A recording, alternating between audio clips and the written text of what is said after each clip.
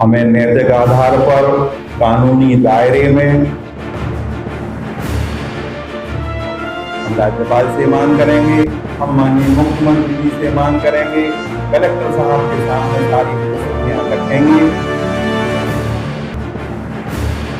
उनकी तरफ से आज तक कोई लिखित जवाब नहीं आया, उनकी तरफ से आज तक कोई प्रेस कॉन्फ्रेंस की। क्या कारण है?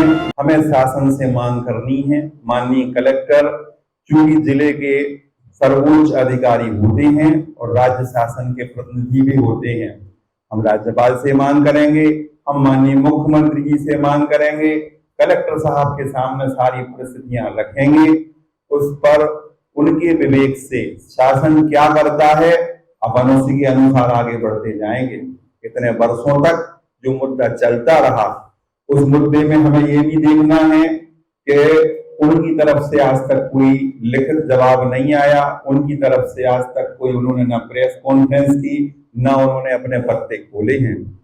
क्या कारण है? वास्तविकता क्या है? ये तो ऐसा हो रहा है कि जैसे जैसे कागज आते जा रहे हैं, हमारे सामने कहानी स्पष्ट होती जा रही है। मैं बार बार ये कहूंगा, और ये बड़ा अनैतिक हो रहा है। कल तक दादा हमारे साथ, हम दादा के साथ रहते थे, दादा के हमने सैकड़ों बार पाँव छुए हैं। सामने मिलेंगे तो बुंदेलखंड की परंपरा के अनुसार बुजुर्ग व्यक्ति सम्माननीय होता है। दादा 78 वर्ष के हैं। एक बार दादा पुलिस कंट्रोल रूम में एसपी और कलेक्टर, जब कलेक्टर सुमन साहब थे, दादा के साथ हम लोगों ने तेज आवाज में बात की तो मैं प्रशासन से भिड़ गया था। मैंने गलत बात है, दादा बुजुर्ग व्यक्ति हैं। अभी तक ये पूरी लड़ाई बड़ी मर्यादा से और शालीनता से चल रही है। इसमें कोई किसी से हम व्यक्तिगत द्वेष थोड़ी पाल रहे हैं, हमें किसी व्यक्ति से विरोध थोड़ी है। पत्रकार भवन की बात हम उचित मंच पर उचित तरीके से उचित शब्दावली में प्रस्तुत कर रहे हैं। मैं आप सभी से अनुरोध करना चाहूंगा, जीवन की सबसे बड़ी सीख आज आप लोग यहाँ बैठे हो, मैं अपने अनुभव की बात कर रहा हूँ। न दुरुपयोग करो और न दुरुपयोग होने दो। ये ठीक चीजें नहीं है। हमें आगा पीछे सोच के कार्य करना चाहिए। न हम किसी व्यक्ति के घर जाएंगे, न हमें किसी व्यक्ति से कोई सरोकार है, न कोई मतलब है, न हमें उसका नाम लेना है। हमें क्या करना है? माननीय कलेक्टर महोदय के पास जाना है। माननीय कलेक्टर महोदय के सामने हमें तथ्य रखने हैं कि माननीय महोदय, आपके ही पद से श्री अनिरुद्ध मुखर्जी द्वारा 13 मई 2003 को आदेश पारित किया गया था।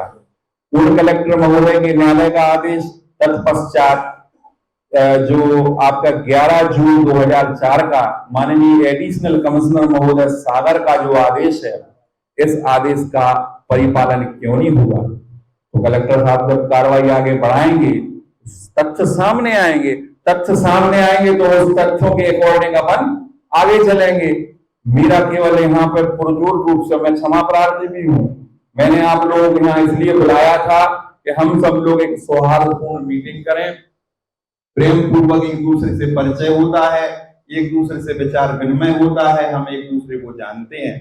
मैं फिर इस बात को बार बार रिपीट करूंगा, आदरणीय दादा के विरुद्ध, आदरणीय दादा के खिलाफ नहीं है ये आंदोलन।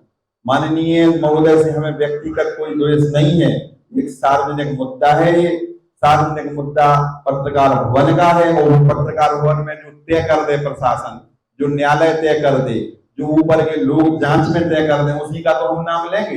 अभी तो ये हवाई चीजें चल रही हैं पूरी। और ये लड़ाई मैं बिल्कुल ईमानदार के साथ, प्रतिबद्धता के साथ कह रहा हूं। मैं वहीं छोड़ दूंगा जहां नियमों का उल्लंघन होगा। हमें कानूनी मर्यादा के हिसाब से लड़ना है, हमें नैतिक मर्यादा के हिसाब से लड़ना है। देर लगे कोई दिक्कत नहीं है, लेकिन पूरा मामला हमें बहुत शालीनता के साथ, बड़ी विनम्रता के साथ, मर्यादा के साथ, कानूनी दायरे में ही अपनी बात हमें कलेक्टर से कहनी है। और इसमें कोई व्यक्तिगत न कहने सुनने का काम ही नहीं है। हम तो ये कह रहे हैं कि किसी को इस पर चर्चा भी नहीं करनी चाहिए। दस्तखत करो, कलेक्टर साहब को पहुंचा दो, आगे की कार्रवाई देखो, अपने अपने अखबारों में से प्रमुखता से स्थान दो कि भाई पत्रकार भवन का मामला है, सन इतने का कलेक्टर का जी आदेश है, अपने पास तो तथ्य हैं, सन इतने का एडिशनल कलेक्टर साहब का आदेश है, फिर माननीय कलेक्टर महोदय द्वारा माननीय अनुविभागीय दंडाधिकारी महोदय को ये आदेश दिया गया, लेकिन इन आदेशों की पालना पिछले वर्षों में नहीं हुई है। इनका पालन होना चाहिए। इतनी सी तो कहानी है। रही बात पत्रकार भवन की, मेरे से तो पुराने कलेक्टर सुभाष कुमार द्विवेदी जी ने ये कहा था कि आप 1 एकड़ ले लो, ढूंढ लो जगह, हम मान्य करे दे रहे, आप नया पत्रकार भवन बना लो, आप ईमानदारी से बना लो, आप नैतिक आधार पर उसमें व्यवस्थाएं जमाओ। और इन कलेक्टर से भी हम यही कहेंगे कि भाई ये ठीक है, ये संघर्ष अपनी जगह जारी रहेगा, कहीं और अगर हमें भूमि आवंटित करते हैं तो हमारे पत्रकार साथी जो बंदोगढ़ से, पलेरा से, लिधौरा से, बमौरी कला से, कहीं से भी आते हैं, हम उनका बना लेंगे। मैं यहाँ अपने टीकमगढ़ में जिला संपर्क जनसंपर्क अधिकारी का प्रभार सुश्री सैफाली तिवारी जी के पास है। सैफाली तिवारी जी 1992 बैच में हमारे साथ सागर पत्रकारिता विभाग में अध्ययनरत थी। हम लोगों ने सागर यूनिवर्सिटी से पत्रकारिता में 1 साल डिग्री ली है। मैडम प्रथम श्रेणी से पास हुई थी, मैं द्वितीय श्रेणी से पास हुआ था। तो मैडम से इतने दिन हुए, मैं आज जनांगता की मान्यता के लिए मैंने आवेदन नहीं दिया, ना मैंने कभी उनसे कोई मांग की, ना मैं कभी गया। जब भी मिला शालीनता के दायरे में, क्योंकि हमारी सहपाठी है, मैं उनसे बहन का रिश्ता मानता हूँ, कभी भी जाता हूँ बहन जी ये बात है। उन्होंने जवाब दे दिया, उचित नहीं दे दिया, मैं मर्यादाओं का पालन करने वाला व्यक्ति। सम्मानीय दादा से ऐसे गहरे रिश्ते रहे हैं और हैं, हमारा उनसे वैचारिक मतभेद है। दादा से वैचारिक मतभेद का अर्थ ये थोड़ी होता है कि हम किसी व्यक्ति के खिलाफ वैमनस्य पाल लें या विरोध करें या बैर पालें। दादा का लड़का विशाल अखौरी जहां मिलता है हमारे पैर छूटा है, दादा हमें जहां मिलते हैं हम दादा के पैर छूते हैं। यही टीकमगढ़ की मान्य परंपरा है। इसलिए व्यक्तिगत लड़ाई नहीं है जी दाऊ साहब, परमार साहब, ये लड़ाई पत्रकार भवन की है। जब भी नाम लिया जाएगा पत्रकार भवन का नाम लिया जाएगा। जब भी हम कोई बात करेंगे कलेक्टर से यही कहेंगे कि पत्रकार भवन है, क्योंकि कोई मनुष्य अपने साथ कुछ नहीं ले जाता, सब इसी धरा पर छोड़ जाता है। मनुष्य अपने कर्मों का प्रतिफल पाता है।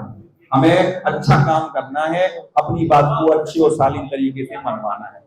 नहीं होगा तो हम नए कलेक्टर साहब से कहेंगे कि भैया हम लोगों को अलग से कोई भूमि का आवंटन कर दो, और अपन अपने पुरुषार्थ से लाएंगे, अपन 4 कमरे बनाएंगे, वहां 4 कमरों में अपन नियम से चलेंगे, लीगल तरीके से चलेंगे, अपन पारदर्शिता का उदाहरण प्रस्तुत करेंगे।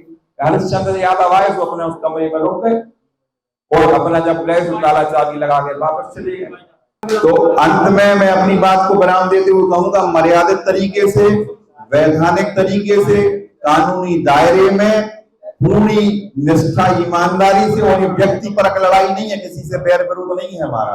एक संस्था के प्रति हम अपनी बात रख रहे हैं, उसको मर्यादित ढंग से कलेक्टर के पास रखेंगे।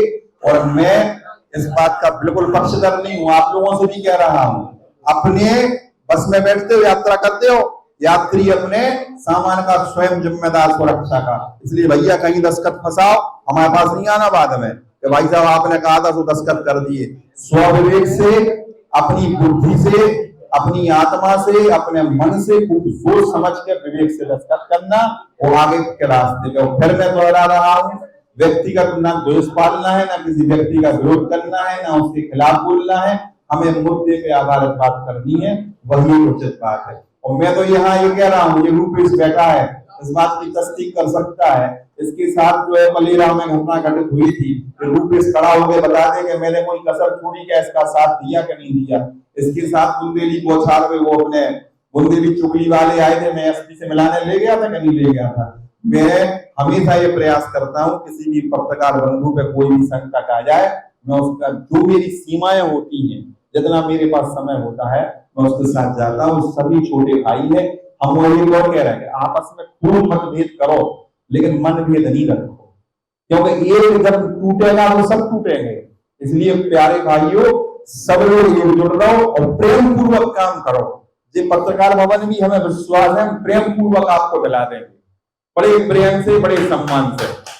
और हम दादा को बार बार प्रस्ताव रख ही रहे, सम्मानीय राजेंद्र अखौरी जी आए, पूरा का पूरा व्यवहार हिसाब रख दे। सम्मानीय दादा जो है उसको सब लोगों को प्रशासन कलेक्टर को सौंप दे, और कलेक्टर कमेटी गठित करके फिर जो करना चाहे तो वो कर दे, पैसा राजसाज हो जाए। क्योंकि ऐसा धन जो अनलीगल तरीके से कमाया गया, उपार्जित किया गया है, वो राजकोष में जमा होना चाहिए। क्योंकि दुकानें बनी है टोटल अनलीगल, और मुझे ये पता है, जितना मैं पढ़ा लिखा हूं भैया, सरकार और व्यक्ति कोई भी गलत करेगा, न्यायालय सबके लिए बराबर पनिशमेंट देता है। ये बिल्कुल नहीं है कि मुख्यमंत्री निवास टीटी नगर के चौराहे पे बना लेगा, कोर्ट तोड़वा देगा उसको। इसलिए ये पत्रकार भवन की दुकान है, अदालत समझेगी तो तोड़ देगी।